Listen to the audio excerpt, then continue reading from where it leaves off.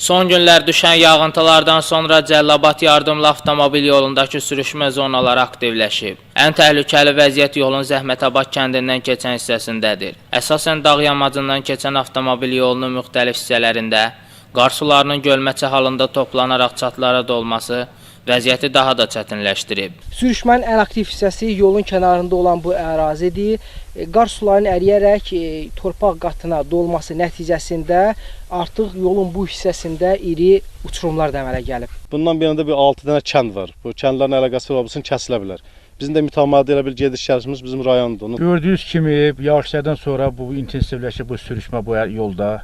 Bizim də xəstəmiz olur, gəlimiz, gedimiz rayon əlaqədarıq. Məsələn, biz yaşadığımız kənd Cəlilabadın ən uzaq kəndi rayonların arası 50 kilometrdir. Xəstəmiz olur, aparmaq çətinləşir. Ərazidəki torpaq qatı hər gün genişlənərək dərəyə doğru hərəkət etməsi, yaxınlıqdakı evlər və təsərrüfatlar üçün də təhlükələr yaradır. Sular da gəlib gedir, sürüşmədə baş verir də. Hal-hazırda məktəbdə gediş-gəliş tamamilə çətinlikdir. Gördüyünüz kimi bu dağdakı evlərdir. Hamısı sürüşüb gələ bilər. Yəni bunun qarşısını almaq lazımdır. Yerli sakinlər bildiriblər ki, təkcə son günlər burada yol yatağı bir neçə metrə yaxın çöküb. Yağıntılı günlərdə buradan keçməli olan nəqliyyat vasitələrinin hərəkətində çətinliklər yaranır.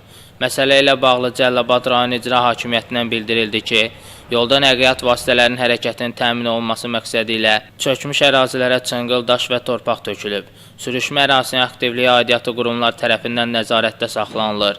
Şəmstan Fikrətli Rəhman Məlikov, Dünya TV.